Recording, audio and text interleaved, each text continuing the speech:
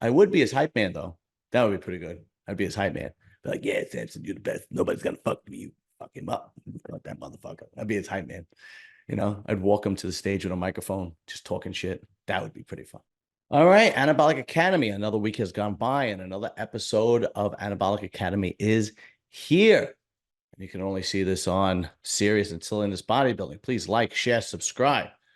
So those of you that are just tuning in, and this is your first episode of Anabolic Academy, what this is you send me questions, and I answer them once a week. You could send me questions about bodybuilding, about fitness, pretty much about anything. You can reach me at Serious and Silliness Instagram. You could reach me at John Livia TikTok. You could reach me at John Livia Facebook. You could reach me at my email, UncleJohn1201 at Gmail, or John_Livia at yahoo.com. So we have a bunch of questions, and we're just going to jump right into it. So the first 4 questions come from Marcus on Instagram. Who would you like to see Samson hire as his next coach? Well, okay, so everybody knows that him and Milos split up, right? What's funny is that he came on Instagram and he said that his wife is going to be prepping him for the Arnold UK. And then he said that she prepped him for the Prague Pro and she prepped him for Romania. And he won both shows. And those 2 shows are probably the best he's ever looked. So my attitude is, if it's not broken, don't fix it. If your wife is doing a good job, just let your wife prep you. But if I had to choose somebody, I would probably go with, I don't know. I immediately want to go with Matt Jensen, because Matt Jensen seems to get guys chiseled, Aceto, Chad Nichols. There's so many. But the first guy that comes to my head is Matt Jensen, because of Clarita and Nick Walker, and those guys come in dialed in. So, but we shall see. We'll find out. Next question from Marcus. Do you think fasting during the day to cut will hinder muscle? Yes, of course it will. Okay. This is what most people don't understand about eating protein every couple of hours. They know that protein has to build muscle. But what most people don't understand is that protein is the only macronutrient that your body doesn't store. Your body stores fat, your body stores carbohydrates, but your body does not store protein. So you take in the protein, it utilizes it, and then you just poop the rest out, right? So you need protein every 2 to 3 hours to maintain muscle. So even when these guys are really leaning out, they're still eating every 2 to 3 hours. They might change the type of protein. They might pull carbs. They might lower the calories, but they're still taking in protein every 2 to 3 hours. I'm really not a big fan of fasting in any shape or form whatsoever. But my opinion, what do I know? Anyway, okay. Next question from Marcus. 3. Do you think waist trainers work to slim the waist proportion? I don't know. I have no idea. I see a lot of girls wearing them. I honestly don't know. I never wore them. I don't know anybody who's actually worn them. I think Rolly Winkler wore it. But you know what? The truth of the matter is, I think practicing a vacuum and controlling your waist is more advantageous than actually a waist trainer. I don't know. That's a good question. I really don't know. I don't know anybody who used it. I don't know any pros who've used it. I'm going to pass because I don't know that one. All right. Number 4, Marcus. Why do you think Samson and Hollingshead both fired Milos? I did not know Hollingshead both fired Milos. I don't know why Hollingshead will fire Milos, because this is the best he ever looked, period, in his entire career. He looked amazing. Any other show he would have won besides the Arnold and the Olympia. So there's probably more to it. Samson, he fired him because he lost. That's clear, right? You guys got to remember, Samson has been in the zone for the last 2 years. He has made incredible strides and just been hit home run after home run after home run, winning the Arnold last year, coming in 3rd at the Olympia, winning the Prague, winning the Romania, and then people are talking, can he beat Hadi? People going back and forth. If he comes in shape, he can. Well, he was very disappointed in his second place finish, obviously. And when that happens, I'm sure they left on good terms, but listen, you didn't bring me to the finish line, so I'm going with somebody else. That's it. That's why you fired him. There was it's not a puzzle. It's clear as day. Did not win, and he wanted to win, and he didn't come in the shape that he wanted to come in. That's it. Okay. More Instagram questions. Let's see.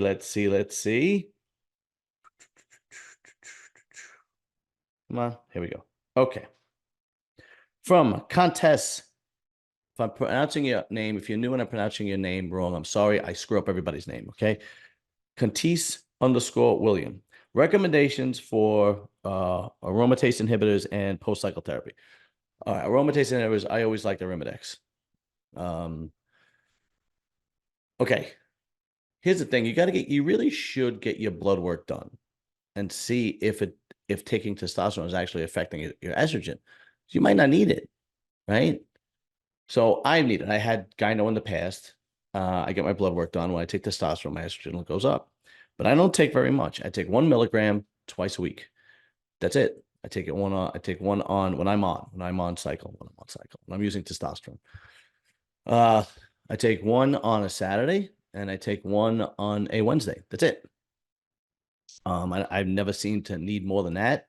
And it usually keeps me on the straight and narrow. Now, as far as post-cycle therapy, HCG, Clomid, Novadex.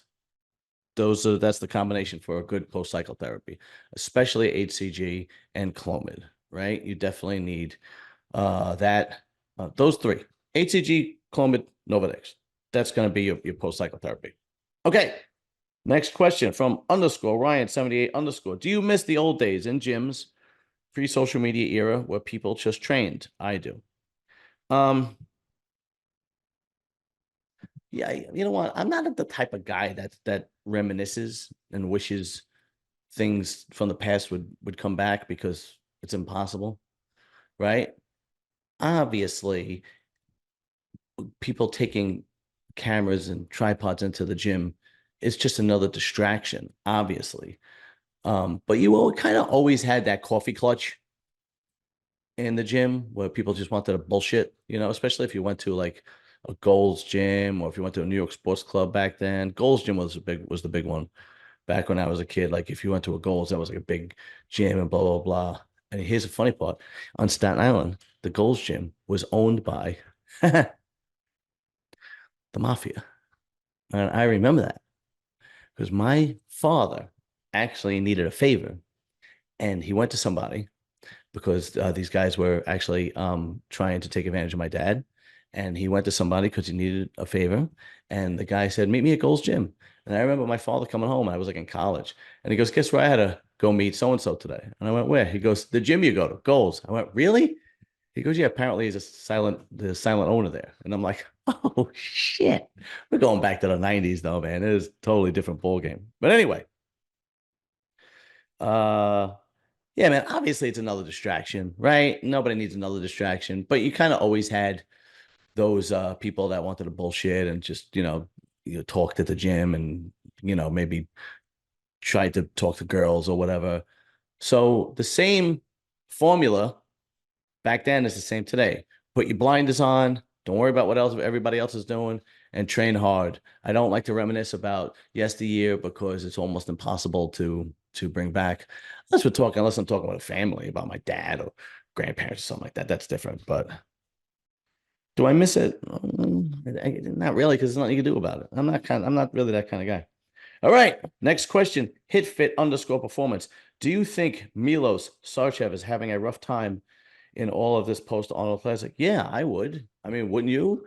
I mean, how many people like basically fired him and shitting on him and saying he didn't do the right thing and he blah, blah, blah, blah. I mean, he's taking a look. Unfortunately, bodybuilding is what have you done for me lately? Everybody's going to forget about the 2 years what Milos did for Samson. I mean, him and Milos basically brought Samson to a second, third tier ranked bodybuilder to top 3 in the world. And that ain't easy. And you need both. You need both to work. So what I mean by that is You need a good coach, and you need somebody who has the genetics and the work ethic to put the time and work in, right? And that combination worked. But what happens all the time, this happens constantly, is that you want to show up better and better at every show. Samson was clearly in the zone for the last couple of years. He lost. He was upset that he didn't come in the shape that he did. And bye-bye Milos. That's what happened. That's it. I don't need anybody to tell me what happened. That's what happened, you know? That's it. Um, let's see. Next question. Hit fit underscore performance. Thoughts on science-based training versus bro science? Well, I've only done bro science. Bro science versus science-based training. Bro science, okay. Gym science versus science, okay? Bro science makes it seem like some dumb Jersey Shore idiot is showing you how to train. It is science-based, okay? Gym splits are science-based. All right. Everybody wants to reinvent the wheel, but that is the formula that has been working for the last 40, 50 years, right? Maybe give or take 40 years, right? Thanks to Mike Menser, and there was somebody else before him, and thanks for Dorian Yates. And people have adopted this gym split, bro science, whatever the hell you want to call it. And they've done nothing but make gains. But there is science behind it. It wasn't like some dummy came up with it out of nowhere. You know, it works. And that's it. And as far as science-based training, what is science-based training? I don't even know what that is, you know? Yeah, I don't get it, but it is what it is. You lift hard, you lift heavy, muscle grows. That's really it. Okay, next question on Instagram. And of course, it comes from Fran is the man because Fran is the man. And his first question is, besides bodybuilding, what hobbies or sports are you passionate about? My entire life, I followed boxing. Boxing, but I loved it. I've only in the last maybe 5, 6 years have not followed boxing. It's kind of fell off, but I'm a huge boxing fan.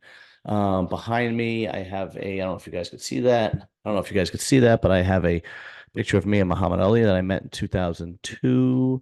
In that same cabinet, I have Evander Holyfield boxing, autographed boxing gloves. I have a autographed picture of Joe Frazier that my wife bought me. I have a autographed picture of Jake LaMotta. Jake LaMotta was a middleweight champion during World War II. They also made a movie about him called Raging Bull. If you haven't seen it, go see it. One of the greatest movies I've ever seen in my life. That a friend of mine bought for me for my 30th birthday. There was I have another autographed picture. You know what? I'll just pick this up and show you. Look, is my autograph pictures right up there. One is, and that's my fish tank.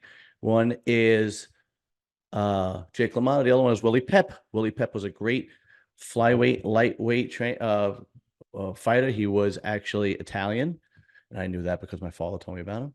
And then over here is, if we can get the goddamn, oh, there we go. Okay, there is Joe Frazier fighting Muhammad Ali.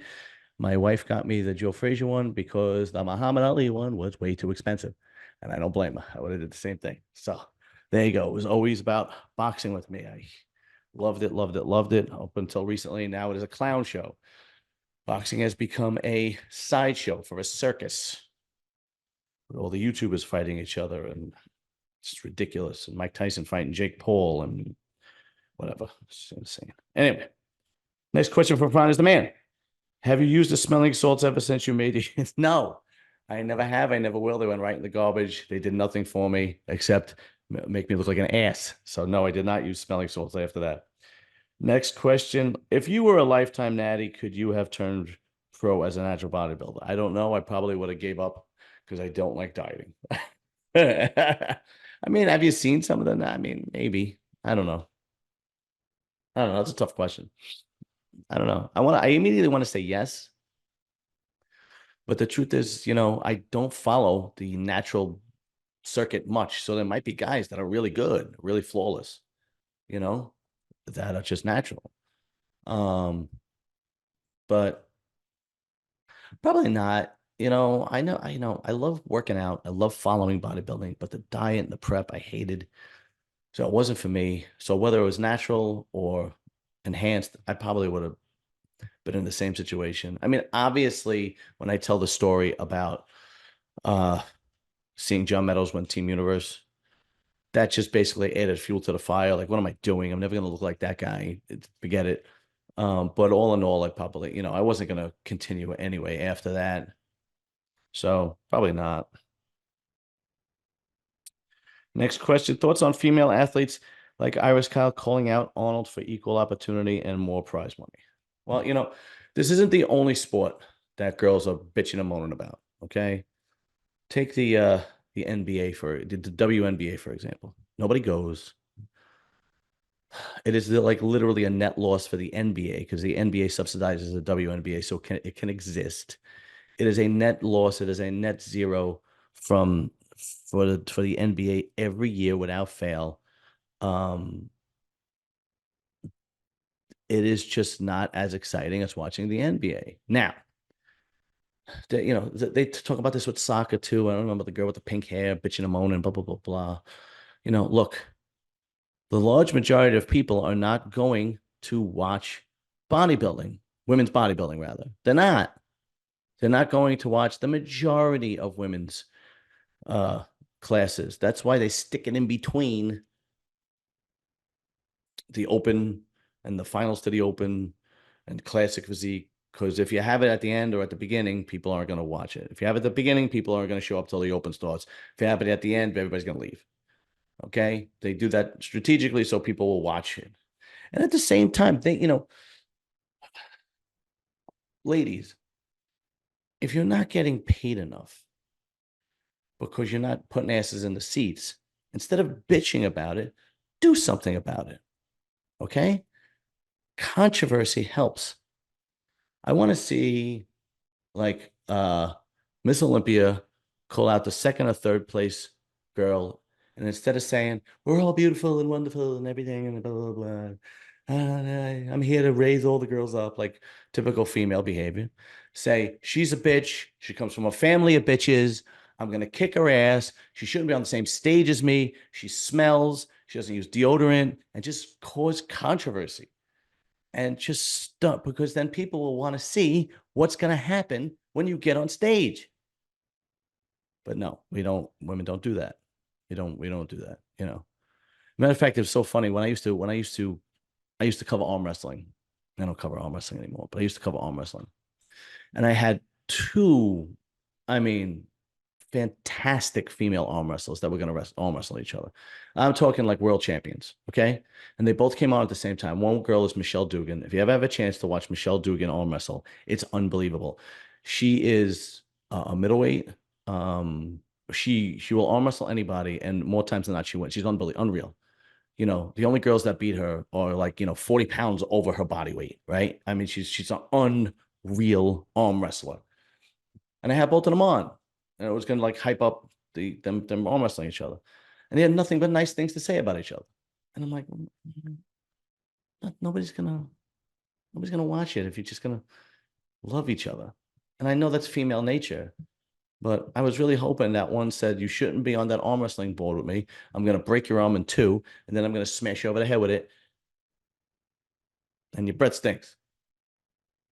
But they didn't. And maybe, ladies, if you did that, you would have more asses in the seats wanting to watch your sport. You gotta drum up controversy. You gotta make people want to watch. You can't just go, we need more money. It doesn't work. Don't work that way. Okay? It doesn't work that way. Anyway. Next. If Samson asked you to be his next coach, would you accept his offer? No, because I would fuck his whole shit up. I would be his hype man, though. That would be pretty good. I'd be his hype man. Be like, yeah, Samson, you're the best. Nobody's gonna fuck me. You fuck him up. Fuck that motherfucker. I'd be his hype man. I'd walk him to the stage with a microphone, just talking shit. That would be pretty fun. Mike Tyson actually, I had a guy like that in his camp back when he was in his prime. I want to say the guy's name was Crocodile. I think. I'm pretty sure the guy's name was Crocodile. And back in the 90s, he used to get paid $100,000 a year just to tell Mike that he was great all the time, constantly. You're the best, Mike. That's it. Nobody's better than you. You're the best fighter in the world. You're the best fighter ever lived. That's it. That was his all. I could do that. I could do that with ease. That's no problem. But if I got to tell you how much salt to put on your food the day before, forget it. You forget it. No, so I wouldn't take it because I don't know what the hell I'm doing. That's like me. That's like saying, I need a plumber. John, can you help me? And I'd be like, no, I'm not a fucking plumber. Anyway. All right, guys. Is that all the questions? Yes, that is all the questions. Thank you, everyone. Thank you guys for sending the questions. All the love and respect in the world to you for you guys who send me questions, who watch my channel, who like my stuff, who share my stuff. We're always going to keep it real. We're going to keep 100 all the time. All right. Peace. See you guys next time.